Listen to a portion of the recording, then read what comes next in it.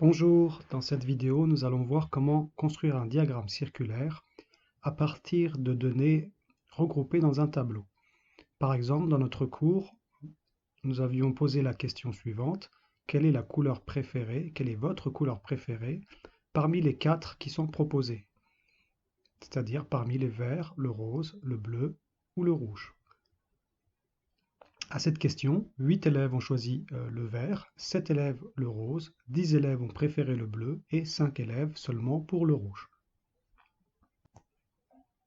Pour pouvoir tracer le diagramme circulaire, il faut donc que l'on calcule quelle mesure d'angle correspond à chacun des nombres qui sont dans la deuxième ligne, c'est-à-dire des nombres de réponses de ces élèves.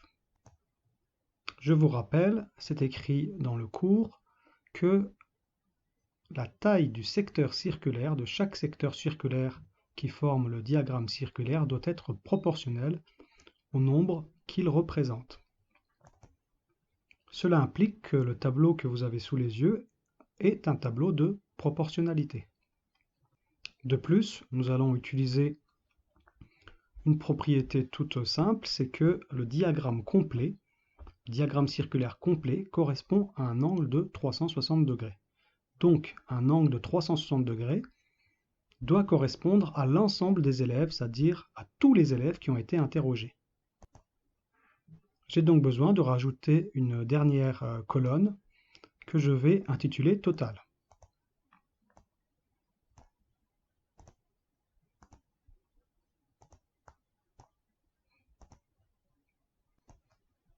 Ainsi, je vais pouvoir d'abord calculer le nombre total d'élèves qui ont été interrogés.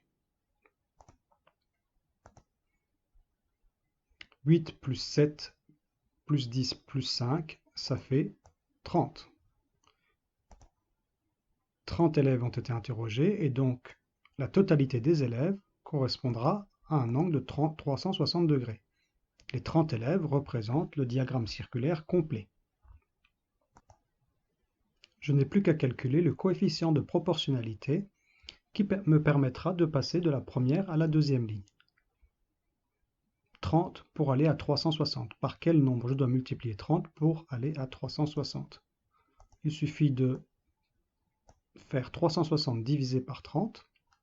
360 divisé par 30, ça fait 12. Donc, le coefficient de proportionnalité est égal à 12. Si je multiplie tous les nombres de la première ligne par 12, j'obtiendrai donc les nombres de la deuxième ligne. Je n'ai plus qu'à faire les calculs. 8 fois 12, 96. 7 fois 12, 84. 10 fois 12, donc 120. Et enfin, 5 fois 12, 60.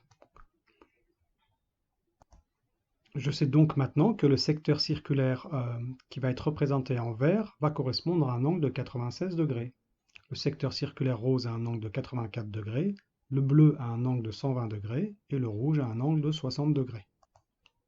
Une petite astuce pour vérifier que vous n'avez pas fait d'étourderie: si vous additionnez donc ces 4 angles qui correspondent aux 4 secteurs circulaires, aux 4 couleurs, je les repasse en vert, la somme de ces 4 angles que j'ai repassés en vert doit normalement être à 360 degrés.